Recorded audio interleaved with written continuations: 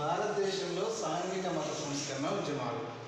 సాంఘిక మత సంస్కరణ ఉద్యమాలు అనేటువంటివి ఆధునిక భారతీయ సమాజంలో అత్యంత ప్రభావాన్ని చూపించినటువంటి ప్రధానమైనటువంటి ఉద్యమాలు.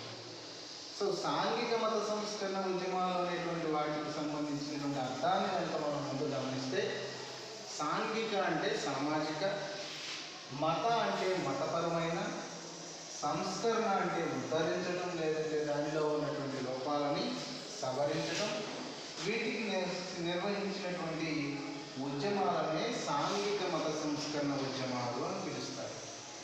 సో సాంఘిక మత సంస్కరణ ఉద్యమాలు అనేటువంటివి రావడానికి గల ప్రధానమైనటువంటి కారణాలేంటి, సాంఘిక మత సంస్కరణ ఉద్యమాలు అనేటువంటివి వచ్చినటువంటి పరిణామ క్రమంలోవి భారతీయ సమాజంపై ఏ రకమైనటువంటి ప్రభావాన్ని చూపించాయి అనేటువంటి దాన్ని కనుక మనం గమనిస్తే, దాదాపు ప్రాచీన కాలం నుండి భారతీయ సామాజిక వ్యవస్థలో అనేక రకాలైనటువంటి దురాచారాలు మతాన్ని ఆధారంగా చేసుకొని, వర్ణాన్ని ఆధారంగా చేసుకొని, కులాన్ని ఆధారంగా చేసుకొని, లింగాన్ని ఆధారంగా చేసుకొని, వర్గాన్ని ఆధారంగా చేసుకొని, ఇలా అనేక రకాలైనటువంటి వివక్షలు అనేటువంటివి భారతీయ సమాజాన్ని అతలాకుతలం చేయడం అనేటువంటి జరిగింది.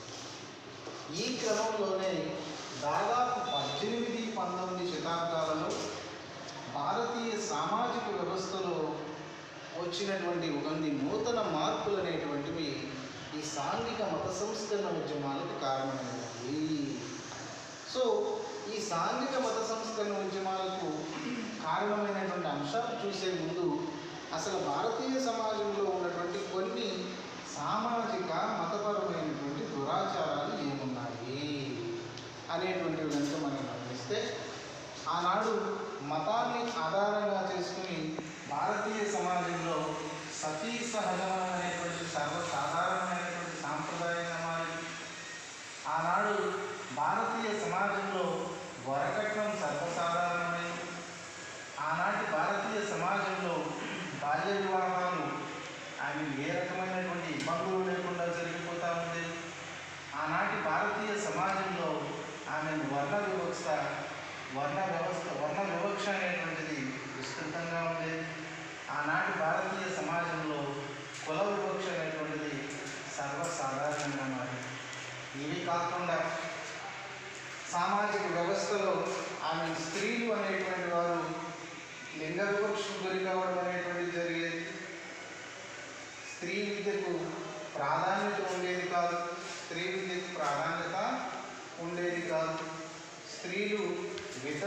స్త్రీలు లేదా ప్రధానంగా వితంతువులు వివాహం చేసుకోవడానికి అవకాశం లేదు. వితంతువులు మరో వివాహం చేసుకోవడానికి అవకాశం లేదు.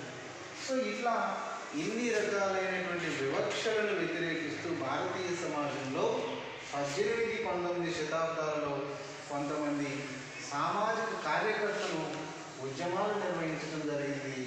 ఆ సాంఘిక మత సంస్కరణ ఉద్యమాలనే ఈ యొక్క సంఘ సంస్కరణ ఉద్యమాలు లేదంటే సాంఘిక మత సంస్కరణ ఉద్యమాలు లేదా సోషియో రిలీజియస్ మూమెంట్స్ అని కూడా పిలుస్తారు.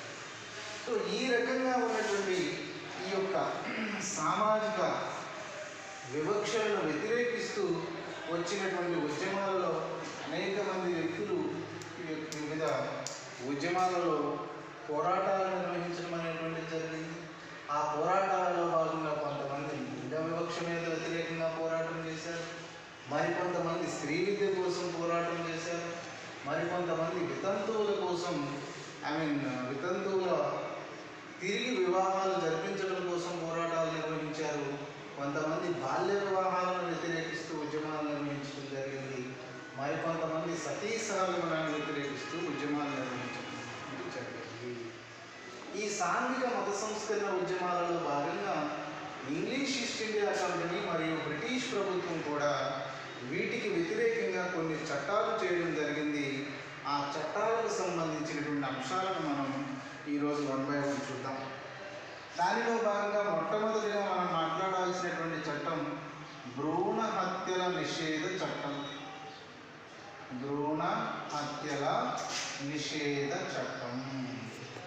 సో భ్రూణ హత్యల నిషేధ చట్టం అనేటువంటిది 1802వ సంవత్సరంలో చేయబడింది. ఏ సంవత్సరం? 1802. ఆనాటి భారతదేశానికి గవర్నర్ జనరల్గా వ్యవహరిస్తున్నటువంటి వ్యక్తి లార్డ్ వెల్లస్లీ. భ్రూణ హత్యల నిషేధ చట్టం అనగా అర్థం ఏంటయ్యా అంటే, భారతీయ సామాజిక వ్యవస్థలో ఆడబిడ్డ పుడితే అశుభ సూచకంగా పరిగణించేటువంటి ఆ రోజుల్లో ఆడబిడ్డను ఒక రకంగా సమాజంలో అపవిత్రమైనటువంటి జీవిగా చూపించేటువంటి ఆ రోజుల్లో పురిట్లోనే ఆడబిడ్డను హత్య చేసేటువంటి సాంప్రదాయాన్ని భ్రూణ హత్యలు అంటారు. అట్లాంటి భ్రూణ హత్యలను నిషేధిస్తూ లార్డ్ వెల్లస్లీ అనేటువంటి ఆయన ఆనాటి భారతదేశంలో బెంగాల్ గవర్నర్ జనరల్గా వ్యవహరిస్తున్నటువంటి వ్యక్తి, ఆయన కృషి వలన భారతదేశంలో భ్రూణ హత్యల నిషేధ చట్టం చేయబడింది. ఈ చట్టం ప్రకారం 1802 నుండి భారతదేశంలో భ్రూణ హత్యలు అనేటువంటివి చట్ట వ్యతిరేకమైనవి. అది భారతదేశంలో ఇంగ్లీష్ ఈస్ట్ ఇండియా కంపెనీ సామాజిక చట్టాలలో భాగంగా చేసినటువంటి చట్టాల్లో మొదటిదిగా పేర్కొనదగినది. ఇక రెండవ చట్టంగా పేర్కొనదగినటువంటి చట్టం సతీ సహగమన నిషేధ చట్టం. సతీ సహగమన నిషేధ చట్టం. సతీ సహగమన నిషేధ చట్టం అనేటువంటిది 1829లో రెగ్యులేటింగ్ 17 అనేటువంటి చట్టం ద్వారా చేయబడింది.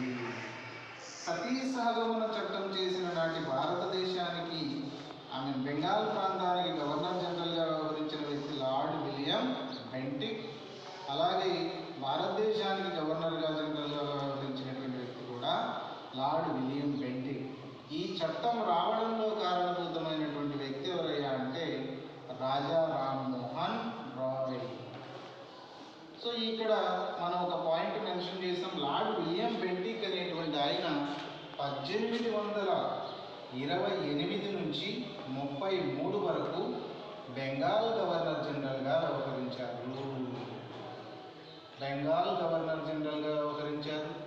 ఆ తర్వాత 1833 నుండి 1835 వరకు భారతదేశ గవర్నర్ జనరల్గా వ్యవహరించారు. అందుకనే లార్డ్ విలియం బెంటిక్ అనేటువంటి ఆయన భారతదేశానికి అంతటికీ గవర్నర్ జనరల్గా వ్యవహరించినటువంటి మొట్టమొదటి భారతదేశ గవర్నర్ జనరల్.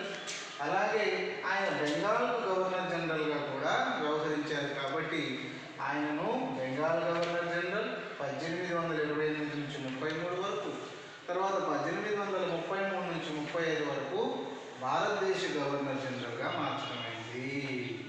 1833లో చేసినటువంటి చార్టర్ చట్టం ప్రకారం బెంగాల్ గవర్నర్ జనరల్ పేరును భారతదేశ గవర్నర్ జనరల్గా మార్చడం జరిగింది. బెంగాల్ గవర్నర్ జనరల్ పేరును భారతదేశ గవర్నర్ జనరల్గా మార్చడం జరిగింది. ఇది జనరల్ పాయింట్ అనుకుంటే, నెక్స్ట్గా మనం ఈ చట్టంలో ఇమిడి ఉన్నటువంటి ప్రధానమైనటువంటి అంశాలు ఒకసారి చూద్దాం.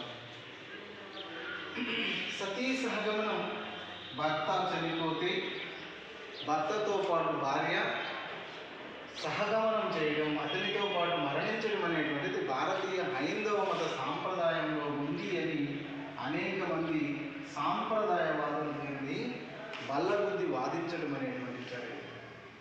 ఈ క్రమంలోనే భర్త చనిపోయినటువంటి స్త్రీ అశుభ సూచకం. భర్త చనిపోయినటువంటి స్త్రీ ఒకవేళ జీవించాలంటే ఆమె చాలా పవిత్రమైనటువంటి జీవనాన్ని గడపాలి. ఆమె ఇంటి నుంచి బయటికి రారాదు. ఆమె తెల్లని వస్త్రాలు మాత్రమే ధరించాలి. జుట్టు పెంచుకోరాదు, పువ్వులు పెట్టుకోరాదు, ఏ రకమైనటువంటి అలంకరణలు జరుపుకోరాదు. ఈ రకమైనటువంటి జీవనాన్ని గడపడం కంటే చనిపోవడం మేలు అనేటువంటి ఒక రకమైన భావన కల్పించే విధంగా ఆమెను ఆనాటి సాంప్రదాయవాదులు వాదనల ముందుకు తీసుకొచ్చినటువంటి క్రమంలో రాజా రామ్మోహన్ రాయ్ అనేటువంటి భారతదేశానికి చెందినటువంటి భారతదేశంలో సాంఘిక మత సంస్కరణ ఉద్యమాలకు ఆద్యుడు, భారతదేశంలో ఆధునిక పునరుజ్జీవన పితామహుడిగా పేరుగాంచినటువంటి రాజా రామ్మోహన్ రాయ్ ఈ యొక్క దుస్సాంప్రదాయాన్ని వ్యతిరేకిస్తూ ఆనాటి బెంగాల్ గవర్నర్ జనరల్ మరియు ఆ తర్వాత కాలంలో భారతదేశ గవర్నర్ జనరల్ అయినటువంటి లార్డ్ బెంటింక్ మీద తీవ్రమైనటువంటి ఒత్తిడిని ఆయన క్రియేట్ చేసి చివరకు భారతదేశంలో సతీ సహగమన నిషేధ చట్టం రావడానికి కారణభూతమైన సంఘ సంస్కర్త రాజా రామ్మోహన్ రాయ్ సతీ సహగమన నిషేధ చట్టం నాటి భారతదేశానికి చెందినటువంటి governor general lord William Bentinck. ఇది రెండవ సామాజిక చట్టం. ఇక మూడవ చట్టానికి సంబంధించినటువంటి అంశాలను కనుక మనం ఒకసారి గమనిస్తే 1850వ సంవత్సరంలో భారతదేశంలో ఇంగ్లీష్ ఈస్ట్ ఇండియా కంపెనీ 1833లో ఇంకో చట్టం ఉందండి. 1833లో ఇంగ్లీష్ ఈస్ట్ ఇండియా కంపెనీ చేసినటువంటి మరో చట్టమే బానిసత్వ నిషేధ చట్టం. బానిసత్వ నిషేధ చట్టం. సో బానిసత్వ నిషేధ చట్టం అనేటువంటి దాన్ని 1833లో చేశారు. ఆనాటి భారతదేశ governor general lord William Bentinck.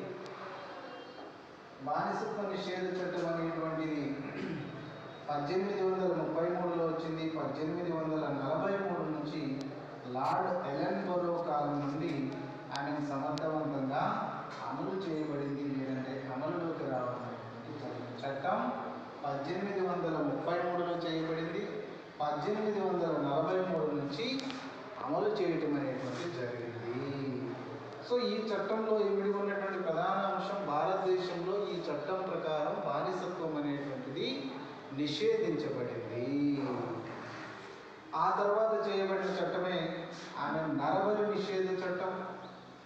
నరబలి నిషేధ చట్టం 1846లో నరబలిని నిషేధిస్తూ ఇంగ్లీష్ ఈస్ట్ ఇండియా కంపెనీ ఓ చట్టం చేయడం జరిగింది. దాన్నే నరబలి నిషేధ చట్టం అంటారు. ఈ కాలం నాటి భారతదేశ గవర్నర్ జనరల్ హార్డింజ్ 1. సో నరబలి నిషేధ చట్టం భారతదేశంలో కొన్ని గిరిజన తెగలలో నరబలి అనేటువంటిది సర్వసాధారణమైనటువంటి అంశం. అట్లాంటి నరబలి అనేటువంటిది హేతుబద్ధమైనటువంటి అంశం కాదు. ఒక మనిషిని ఆమెను బలి ఇవ్వడం అనేటువంటిది ఒక రకమైన అరాచకమైనటువంటి చర్య అని భావించి ఇంగ్లీష్ ఈస్ట్ ఇండియా కంపెనీ అనేటువంటి జాతిలో నరబలిని నిషేధిస్తూ ఈ చట్టం ప్రధానంగా తీసుకురావడం అనేటువంటి జరిగింది. ఆ తర్వాత ఇంగ్లీష్ ఈస్ట్ ఇండియా కంపెనీ అనేటువంటి చేసినటువంటి మరో చట్టం, అత్యంత ప్రధానమైనటువంటి చట్టం వితంతు పునర్వివాహ చట్టం. వితంతు పునర్వివాహ చట్టం అనేటువంటి దాన్ని 1856లో చేయడం అనేటువంటి జరిగింది. భారతదేశంలో చేయబడినటువంటి చట్టాలన్నింటిలో కల్లా అత్యంత ప్రముఖమైనటువంటి చట్టంగా దీన్ని పేర్కొనడం అనేటువంటి జరిగింది. ఈ చట్టం చేసిన నాటి భారతదేశానికి చెందినటువంటి గవర్నర్ లార్డ్ డల్హౌసీ, ఈ చట్టం రావడానికి కారణభూతమైనటువంటి భారతదేశానికి చెందినటువంటి సంఘ సంస్కర్త ఈశ్వరచంద్ర విద్యాసాగరుడు. ఈశ్వరచంద్ర విద్యాసాగరుడు అనేటువంటి ఆయన, ఈశ్వరచంద్ర అనేటువంటిది ఆయన పేరు, విద్యాసాగరుడు అనేటువంటిది ఆయన యొక్క బిరుదు. సో ఈశ్వరచంద్ర విద్యాసాగరుడు అనేటువంటి ఆయన ఈ చట్టం రావడానికి కారణభూతమైనటువంటి వ్యక్తి. ఈ చట్టం ప్రకారం ఇంతకుముందు 1856 ముందు భారతదేశంలో భర్త చనిపోయినటువంటి స్త్రీ భర్తతో పాటు సతీ సహగమనం చేయాలి, లేదా జీవితాంతం వితంతువుగా జీవనాన్ని గడపాలి. కానీ ఈ చట్టం ప్రకారం ఇంగ్లీష్ ఈస్ట్ ఇండియా కంపెనీ భర్త చనిపోయిన స్త్రీ మరొకరిని వివాహం చేసుకోవచ్చు అనేటువంటి దానిని అనుమతిస్తూ ఒక చట్టం చేయడం జరిగింది. దానినే వితంతు పునర్వివాహ చట్టం అంటారు. భారతదేశంలో మొట్టమొదటి వితంతు పునర్వివాహ చట్టం 1856 డిసెంబర్ 7వ తేదీన కలకత్తా నగరంలో రాజ్ కృష్ణ బందోపాధ్యాయ అనేటువంటి ప్రముఖ సంఘ సంస్కర్త గారి ఇంట్లో జరిగింది. బందోపాధ్యాయ అనేటువంటి ఒక ప్రముఖ సంఘ సంస్కర్త గారి ఇంట్లో జరిగింది. కళీమతీదేవి మరియు నృపేంద్ర నారాయణ అనేటువంటి ఇద్దరికి ఈ వివాహం జరిపించడం జరిగింది. ఆ వివాహం జరిపించినటువంటి వ్యక్తి కూడా ఈశ్వరచంద్ర విద్యాసాగరుడు. సో భారతదేశంలో ఇంగ్లీష్ ఈస్ట్ ఇండియా కంపెనీ చేసినటువంటి చట్టాలన్నింటిలోకెల్లా అత్యంత ప్రాముఖ్యమైనటువంటి సామాజిక పరమైనటువంటి చట్టంగా వితంతు పునర్వివాహ చట్టం అనేటువంటిది గుర్తించబడింది. భారతదేశంలో మొట్టమొదటి వితంతు పునర్వివాహం 1856 డిసెంబర్ 7వ తేదీన నిర్వహించబడింది. అదే దక్షిణ భారతదేశంలో మొట్టమొదటి వితంతు పునర్వివాహం 1881 డిసెంబర్ 11వ తేదీన నిర్వహించబడింది. అది కూడా ఆంధ్రప్రదేశ్ రాష్ట్రంలో ఆంధ్రదేశంలో రాజమండ్రి ప్రాంతంలో కందుకూరి వీరేశలింగం గారి నేతృత్వంలో గోకులపాటి శ్రీరాములు మరియు గౌరమ్మ అనేటువంటి ఇద్దరుకు ఈ వివాహం అనేటువంటి నిర్వహించబడింది. దక్షిణ భారతదేశంలో మొట్టమొదటి వితంతు పునర్వివాహం 1881 డిసెంబర్ 11. ఉత్తర భారతదేశంలో మొట్టమొదటి వితంతు పునర్వివాహం 1856 డిసెంబర్ 7న నిర్వహించడం జరిగింది. ఉత్తర భారతదేశంలో వితంతు పునర్వివాహాలకు విశేషమైన కృషి జరిపిన వ్యక్తి ఈశ్వరచంద్ర విద్యాసాగరుడు. దక్షిణ భారతదేశంలో వితంతు పునర్వివాహాలకు విశేషమైన కృషి జరిపిన వ్యక్తి కందుకూరి వీరేశలింగం గారు. కందుకూరి వీరేశలింగం గారిని ఎంజి రనడే అనేటువంటి ఒక ప్రముఖ సంఘ సంస్కర్త ఆయన దక్షిణ భారతదేశ ఈశ్వరచంద్ర విద్యాసాగరుడు అని పిలవడం జరిగింది. సో భారతదేశ రాజకీయాలలో లేదా భారతదేశ సామాజిక సాంఘిక మత సంస్కరణ ఉద్యమాలలో దక్షిణ భారతదేశ ఈశ్వరచంద్ర విద్యాసాగరుడైన బిరుదు పొందిన వ్యక్తి కందుకూరి వీరేశలింగం గారు. ఇవి బ్రిటిష్ వారి పాలనా కాలంలో చేయబడినటువంటి కొన్ని సామాజిక పరమైనటువంటి చట్టాలు. సో మిగతా అంశాలు తర్వాత క్లాసులో చూద్దాం.